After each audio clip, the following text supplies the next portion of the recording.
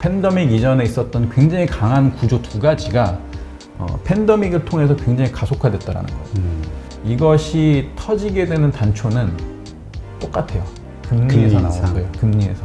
그래서 금리 지금 아주 그래서 화두가 되는 것이 바로 이제 금리예요. 오늘은 교보증권 이코노미스트시죠. 임동민 이코노미스트와 함께 국내외 거시경제를 한번 살펴보고요. 그 다음에 오늘의 그 장마감 분석, 그 다음에 내일의 전망 이런 것들에 대해서는 한상혁 과장과 함께 나누도록 이야기를 하겠습니다. 일단 안녕하세요. 안녕하십니까. 네, 오늘 처음 뵙는데 교보증권에서 김영렬 센터장은 가끔 오시는데 예, 애널리스트는 오늘 처음 모셨네요. 이번에 이제 책을 내셨는데 앞으로 10년 세상을 바꿀 거대한 변화 7가지라는 제목으로 내셨죠. 네. 그래서 이제 어쨌건 세상을 바꿀 어떤 변화 7가지가 이제 나올 것이다 이렇게 얘기를 하시는데 그 중에 이제 하나씩 몇 가지만 좀 살펴보는 시간을 가져보죠. 일단 뭐 2006년부터 실물 경제 분석을 하고 계시니까 거의 한 15년 네, 이상 해오신 거죠. 네. 일단 그 첫 번째로 이제 넥스트 노멀 시대에 엄청난 그 변화의 그 대전환이 시작이 될 것이다. 그래서 그 움직임을 미리 포착해야 된다. 이런 걸 아주 중요하게 얘기하시는데 네. 일단 이 부분을 먼저 이야기해 주시죠. 예, 제가 2006년부터 애널리스트를 했고요. 네. 그리고 2011년부터 이코노미스트를 했어요. 그래서 지금 애널리스트는 한 15년 정도 일했고 그 다음에 이코노미스트는 한 10년 정도 일을 했죠. 그래서 지금까지 이제 벌어지는 일들을 경험을 해봤었던 것 같아요. 뭐 2008년, 2009년 글로벌 금융위기도 겪었고, 그다음에 2012년에 있었던 유럽 재정위기도 겪었고요. 그다음에 뭐 2013년부터 2015년 정도까지는 신흥국들이 굉장히 위기였어요.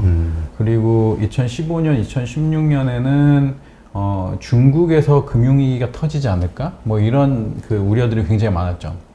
계속 위기 속에서 살아왔어요. 그러니까 뭐 저도 이게 저 유튜브 방송 시작한 지 2년 반 정도 됐는데 한 5, 6개월마다 새로운 위기설들이 계속 떠오르더라고요. 그렇죠. 그런 이제 2년 동안에도 그랬는데 과거 한 15년 정도를 떠올리더라도 계속 위기 속에 있었죠. 그리고 이제 2016년에는 브렉시트와 트럼프 대통령 당선이라는 그러니까 아무도 예상하지 못한 그 정치적 블랙스완 뭐 이런 것들도 겪었었고요.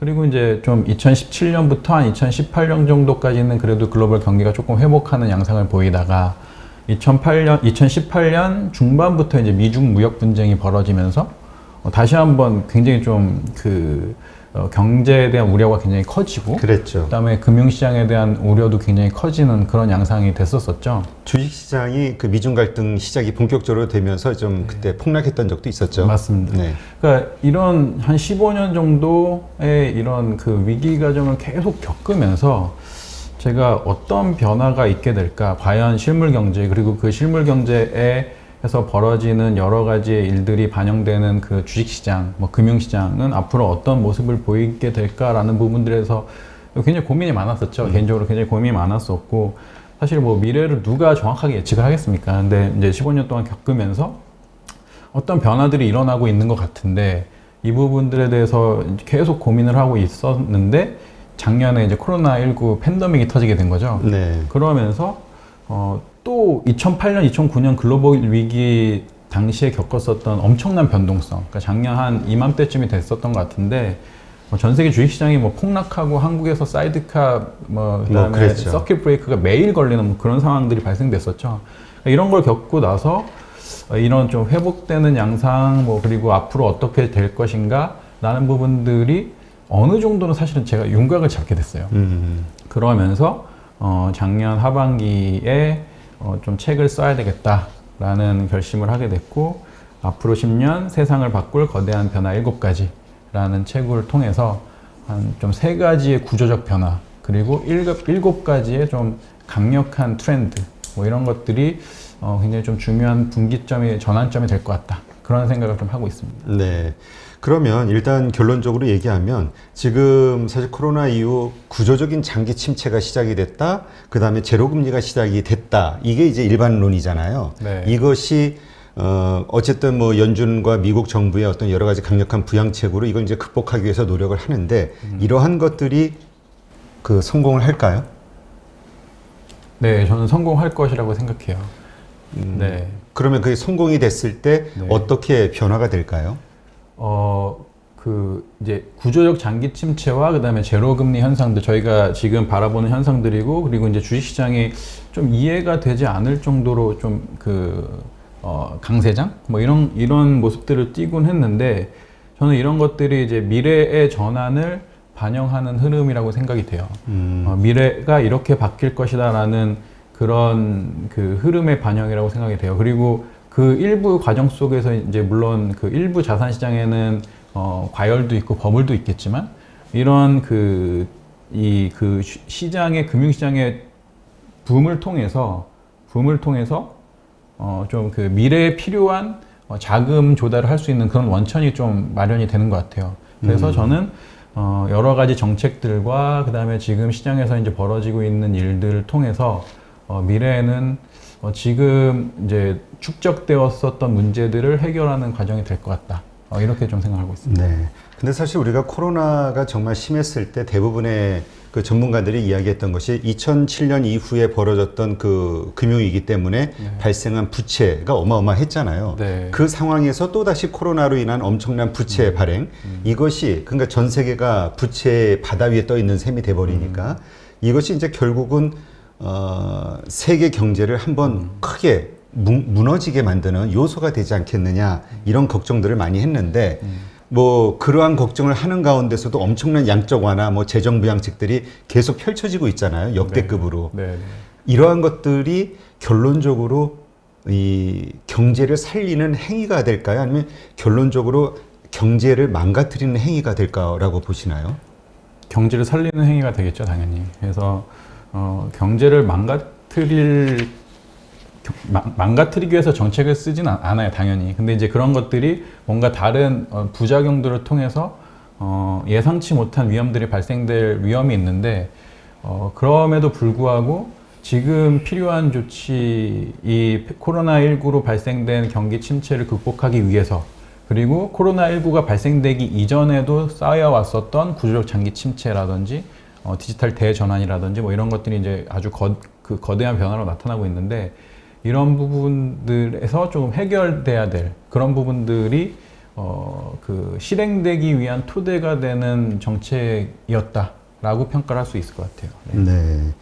지금 그러면 그 앞으로 경제와 금융 이런 것들이 구조적으로 어떻게 미래가 좀 바뀔 거라고 보시나요? 그러니까 지금 이런 제로금리 시대가 계속 이어질 거라고 보시나요? 우리 최근에 뭐 국채금리 10년물이 오르면서 다시 인플레이션이 발생하고 금리가 오를 것으로 이제 보고 있잖아요. 네. 그러니까 다시 코로나 이전으로 회복이 될 것인지 아니면 지금의 이런 제로금리에 가까운 낮은 저금리 상황이 계속 이어질 것인지. 사실 이제 그 금리 내 변화나 이런 것들의 변화는 경제가 어느 정도로 회복하는지에 따라서 달라지게 돼요. 네, 그래서 만약에 몇 년 정도의 시간이 흘렀었을 때 우리의 경제의 모습들이 코로나 이전뿐만 아니라 조금 더 이렇게 활력을 찾는 모습으로 복귀를 한다게 되면은 이제 금리는 그때에 상승을 하게 될 것이고요. 지금처럼 아직은 이제 경제가 회복될 것이다라는 그 기대는 있는 가운데 여러 가지 아직 좀 미진한 상황들이 있을 것이다라고 하면은 이제 그 금리는 머무르게 되겠죠. 그래서 상황에 따라서 그거는 달라져요. 근데 이제 제가 말씀드리고 싶은 건 뭐냐면은 그 세 가지의 구조 변화를 좀 이렇게 의미를 좀 말씀드릴게요. 제가 책을 쓰면서 7가지의 구체적인 현상 그리고 그 이전의 3가지의 그 구조를 이해하시면 앞으로 이 세계가 어떻게 어떤 모습을 보일 것인가라는 부분들에 대해서 좀 감을 잡으실 것 같아요. 제가 이제 그 경제적인 관점에서 강하게 느낀 3가지의 그 구조는 뭐였냐면은 첫 번째는 구조적 장기 침체예요. 이 구조적 장기 침체는 코로나 팬데믹 이전에도 계속적으로 있었던 일이에요. 그러니까 한 비단 경제가 어렵다라는 그런 얘기들이 작년 올해만 있었던 게 아니거든요. 그 이전에도 계속 있었어요. 그래서 이제 구조적 장기 침체라는 어떤 그런 현상들 때문에 그 기업의 투자나 가계의 소비나 이런 것들이 계속 줄어들고 그리고 그 사람들은 이제 일자리를 좀 얻기가 어려워지고 이런 상황이 되면서 이제 소득 불균형이 굉장히 양극화가 심화되고 이런 상황들 속에서 이제 그 유효 수요가 부족하게 되고 그렇기 때문에 전 세계의 그 잠재 성장률 그리고 실제 성장률이 계속적으로 다운되는 이런 현상들을 의미하는 게 이제 구조적 장기 침체예요. 이것이 코로나19가 발생되기 이전부터 계속 있었었던 문제예요. 그 다음에 이제 두 번째는 제가 이제 이거는 실물 경제를 보는 한 15년 동안 보는 관점에서 이제 형성된 한 가지 구조였고요. 두 번째는 디지털 대전환이에요. 그러니까 한 5년 정도의 제가 텀을 두고서 이제 디지털 대전환이라는 것들을 느끼게 됐는데 뭐냐면은 그 대표적으로 이제 미국의 팽이라고 하는 기업들이죠. 그렇죠. 그리고 이제 중국의 BAT라고 하는 기업들이고 한국에도 뭐 네이버, 카카오, 뭐 NC소프트 이런 기업들이 있죠. 그러니까 디지털 테크 그리고 뭐 언택트 비즈니스 뭐 이런 부분들의 그 폭발적인 가치가 반영되는 그런 기업들이 디지털 대전환을 이끄는 기업들이죠. 근데 재밌는 게 뭐냐면은 아이폰하고 갤럭시가 언제 저희가 쓰기 시작했는지 아세요 혹시? 글쎄요. 네. 아이폰은 2007년에 나왔고요. 그리고 그 안드로이드 폰은 한 2008년에서 2010년 이렇게 나왔어요. 금융위기 직후. 그렇죠. 금융위기 좀 나오기 이전 그리고 이제 금융위기가 나오고 한 2008년, 2010년부터 이 스마트폰이 그 굉장히 빠른 속도로 보급하게 되기 시작했어요. 제 기억이 뭐냐면은 2010년인가 저희 회사에서 아이폰을 전 그 직원한테 다 100% 지급했었던 게 기억나요. 그때가 이제 처음이었거든요. 그러니까 2010년 그때였어요. 그러니까 그 일이 그건 뭐냐면은 사람들이 모빌리티 스마트폰을 가지고 인터넷에 접속을 하는 게 굉장히 편해진 거죠.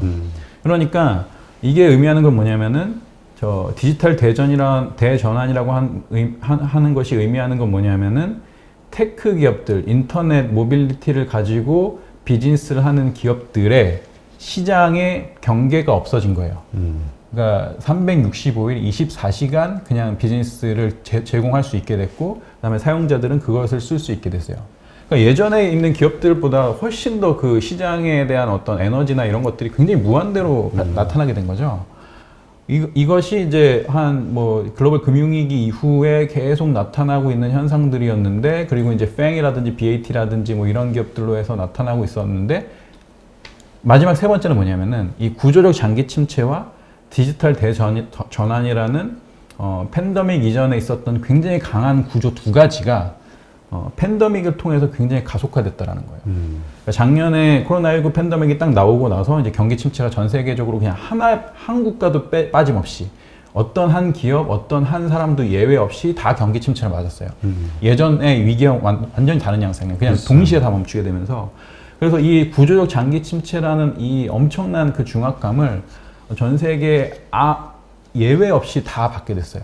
그러면서 특히 오프라인에서 이 경제활동이나 근로를 하고 있는 경제 주체들 같은 경우에는 심각한 피해를 받았죠. 그렇죠. 지금 그 경제가 회복된다라고 많이들 보는데, 근데 아직 이게 정상화될지는 굉장히 미지수예요. 왜냐하면 지금 미국도 그렇고 다른 뭐 한국도 그렇고 지금 어느 정도의 이 경제 활동이 유지되고 있는 것들은 다 재난소득의 지급에 기인하고 있어요. 그러니까 이것이 없으면은 사실은 그 작년에 잃었었던 일자리를 회복이 못하게 되는 거죠. 그래서 구조적 장기 침체라는 게 작년 코로나19 때 엄청나게 크게 발생이 됐고 또 동시에 언택트 비즈니스라고 하는 게 가장 크게 부각된 시기가 작년이에요. 저도 작년에 처음으로 재택근무를 실시했어요. 어쩔 수 없으니까. 그래서 구조적 장기 침체 굉장히 크게 왔고 그렇기 때문에 디지털 대전환에서 아주 서서히 이렇게 나타나는 움직임들이 작년 코로나19의 사회적 거리두기, 경제 봉쇄 이런 조치들 때문에 예외 없이 다 그렇게 강제적으로 자발적으로 이동할 수밖에 없게 됐죠. 네, 그래서 이 세 가지의 구조 변화가 장기적인 그 흐름 속에서 코로나19 팬데믹 속에서 아주 강하게 나타나게 됐고 이러다 보니까 국가, 기업, 개인 다 이제 미래의 어떤 그 근본적인 전환에 내가 지금 적극적으로 전환하지 않으면 안 되겠구나 라는 것들이 이제 아주 활발하게 나타나고 있게 되는 거죠. 네. 근데 정말 그게 좀 공교로운 게 2007년 뭐 그 전후로 그 아이폰이라든가 이 스마트폰 시대가 열리면서 이제 사실 플랫폼 기업들이 팸 같은 그 플랫폼 기업들이 떠오르게 된 거잖아요. 그리고 옐런 연준 의장 전 의장이 이제 자기가 연준 의장 때도 그 고민했던 것처럼 이렇게 돈이 풀렸는데 인플레이션이 발생하지 않는 상황.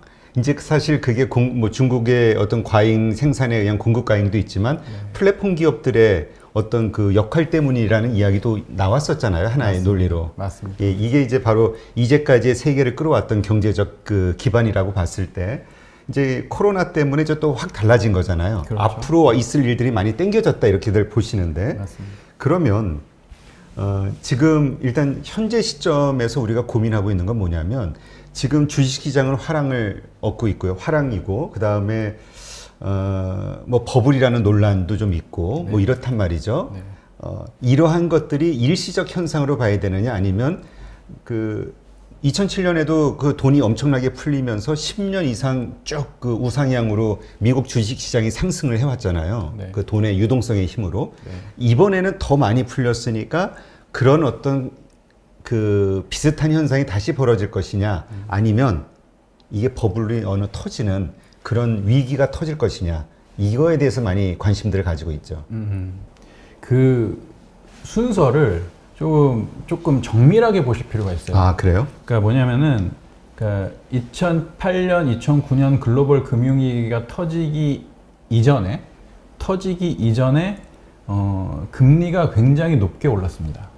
그러니까 제가 2006년부터 이제 그 애널리스트가 됐기 때문에 아주 기억이 생생한데 2006년에 그 그린스펀 의장에서 버냉키 의장으로 바뀌었어요. 네. 그 버냉키 의장이 처음에 이제 페드 의장으로 취임을 해서 금리를 계속 올립니다. 근데 2004년부터 한 2006년까지는 글로벌 호황기였어요. 브릭스 호황이라고 하는 그 신흥국가, 특히 이제 중국 이런 국가들이 아주 생산과 소비에서 아주 강력한 수요 드리블을 하는 시기였거든요. 네. 그러니까 다시는 보지 못하는 아마 호황기일 거예요. 그러니까 그 시기였죠. 그러면서 그때 뭐 시장도 굉장히 붐이었고 기억해 보시면 그 2008년, 2009년 글로벌 금융위기를 딱 일으킨 그 주 원인이 뭐였나요? 서브프라임 모기지였잖아요. 그렇죠. 주택. 예. 그 미국의 주택 시장 붐에 과열에 버블에 조금 기인한 그런 측면이었었거든요. 근데 이런 그 문제들이 언제 터지냐 하면은 금리가 올라갈 때 터져요. 그러니까 금리가 올라갈 때. 그래서 금융 위기감이 있기 이전에 호황기에 대한 그 경기 낙관론이 있었을 때, 그리고 이제 인플레이션 압력이 그 관측뿐만 아니라 실제적인 압력으로 다가왔었을 때, 그때 기억나시나요? 2007년에 유가가 150불 정도까지 갔었어요. 네. 그러면서 인플레이션 압력이 뭐 피할 수 없는 압력이 된 거죠. 그러니까 그런 부분들에 대처를 하기 위해서 페드도 그렇고 뭐 ECB도 그렇고 한국은행도 그렇고 그때 이제 금리를 굉장히 좀 빠르게 올렸어요. 네. 시중 금리가 빠르게 오면서 서서히 이제 문제가 있는 자산부터 문제가 생기기 시작하죠. 미국의 주택 시장부터 문제가 생기기 시작했고, 그다음에 이제 순차적으로 경제나 이런 것들이 그 다운을 받게 되면서 재무적인 좀 한계 상황에 부딪힌 기업들이 어려워지게 되고, 그리고 2008년에 이제 베어 스턴스, 그다음에 뭐 메릴 린치, 리만 브로더스라고 하는 미국의 대형 은행들이 파산하게 된 거죠. 그러면서 이제 그 버블이 터지거든요. 그러니까 그런 그 좀 순서를 좀 기억하시면 좋을 것 같아요. 그래서 앞으로 어떻게 될 것이냐, 이제 돈이 먼저 풀렸고, 그다음에 재정 정책도 굉장히 활발하게 활용을 하고, 뭐 부동산 시장, 주식 시장 할 것 없이 다 이제 좀 과열 양상에 있는데, 이것이 터지게 되는 단초는 똑같아요. 금리에서 나올 거예요. 금리에서. 그래서 지금 아주 그래서 화두가 되는 것이 바로 이제 금리예요. 그래서 금리가 생각보다 좀 빠르게 올라갈 경우에는 자산 시장이 부담을 받고, 그다음에 그 자산 시장에서 부담이 발생되게 됐었을 때는 부채 부담이 큰 경제 주체부터 이제 하나하나씩 부담을 받게 될 거예요. 그러면서 그게 약간 좀 걷잡을 수 없는 어떤 뭐 은행의 어떤 시스템의 위기로 온다라든지, 아니면은 저 실물 경제에 굉장히 중요한 영향을 미치는 기업이 재무 상황이 굉장히 어려워진다라든지, 네. 이렇게 되면은 이제 버블이 터지게 되는 그런 상황들이 발생되겠죠. 지금은 그것이 어떻게 될까라는 부분들을 이거는 예단할 수 없는 문제예요. 그렇죠. 그러니까 지켜보실 문제입니다. 그러니까 지금 우리가 금리에 대해서 민감한 게 바로 그러한 것 때문에 금리 인상이 시작이 되면은 이제 다시 그런 어떤 폭락하는 그런 상황이 벌어질까봐 그러는 것인데, 물론 연준이라든가 뭐 각국의 정부들이 그걸 막기 위해서 노력을 할 거잖아요. 이제 대응책을 만들고 그러한 것들에 의해서, 근데 또 그러한 것들에 의해서 이러한 것들이 연착륙이 잘 될 수 있을지. 그리고 또 하나는 우리가 지금 실적 장세라는 이야기를 하잖아요. 실적 장세, 그러니까 금리 인상이 가진 두 가지 의미가, 하나는 그런 폭락을 불러올 수 있다라는 공포심을 주는 것도 있고요. 그 다음에 또 이 실적 장세, 실적이 좋아지는 상태에서의 금리 인상은 오히려 골디락스 현상을 불러일으키는, 그러니까 주식시장에 아주 뭐랄까 상승을 불러일으키는 좋은 환경이기도 하다. 두 가지 이론이 있단 말이죠. 그렇게 보는 관점은 좀 약간 좀 그 진한 방식이에요. 그러니까 제가 보기에는 왜냐하면 지금 기업들의 실적을 내는 것 자체가 좀 바뀌었어요. 그러니까 예전에 실적을 내는 기업들 같은 경우에는 뭐 교역량은 어떻게 될지, 경제 활동은 어떻게 될지, 여기에 따라서 이제 분기별로 뭔가 이렇게 좀 이렇게 명확하게 볼 수 있는 그런 기업들, 그리고 실적이 좋아짐에 따라서 주가가 반영되는 그런 현상들이 나름대로 이렇게 좀 이렇게 뭐랄까요, 그 예측 가능하게 이렇게 시장의 어떤 가치가 형성됐었던 관점에서 이제 그렇게 볼 수가 있는데, 지금은 어떤 모습이냐면은 그 실적이라고 하는 것들의 아주 중요한 부분을 차지하고 그다음에 시장에 중요한 영향을 미치는 기업들이 테크 기업들이에요. 근데 이 테크 기업들이 실적을 아주 매출이나 아니면은 수익이나 이런 것들이 경제 상황에 따라서 크게 확 바뀌지 않아요. 그러니까 이런 기업들은 제가 보기에는 지금 미국의 최우량주, 뭐 중국의 최우량주라고 하는 테크 기업들 같은 경우에는 실적이 아주 이런 이 인터넷이나 이런 통신의 어떤 그런 기반에서 굉장히 안정되게 증가하는 모습을 보여요. 그렇기 때문에 지금은 실적 장세 맞아요. 실적 장세, 그런 아주 대표 기업들 실적이 좋아지는 그런 양상이기 때문에. 근데 문제는 뭐냐면은 금리가 낮아지고 이렇게 됐었을 때 이제 그런 기업들 같은 경우에는 미래의 현금 흐름의 가치에 대한 그 프리미엄이 굉장히 높게 주어져요. 그렇기 때문에 그런 기업들이 실적이 좋아지는 가운데 저금리 환경이 되게 됐었을 때, 그다음에 언택트 비즈니스라든지 뭐 이런 것들의 미래의 전환이라는 것들이 잘 갖춰지게 됐었을 때 주가 상승이 굉장히 폭발적으로 나타납니다. 그렇죠? 그런데 이렇게 나타나기 때문에 이제 시장 자체가, 자산 가격 자체가 부담을 받는 거예요. 실적보다도.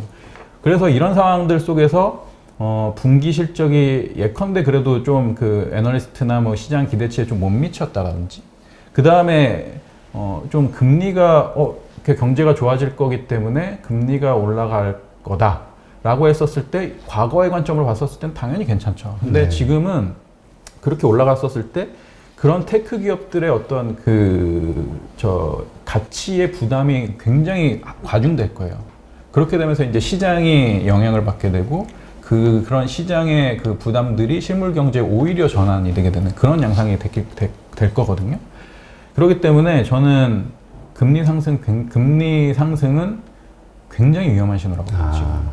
그러면 우리가 뭐 이런 얘기 많이 하잖아요. 주식시장 지금 버블이든 어쨌건 상승을 즐겨야 되는 때는 맞는데, 이걸 탈출해야 되는 신호로 금리 인상, 그 시그널을 읽어라, 이런 얘기를 많이 하는데 이게 실제로 맞는 거네요? 맞습니다.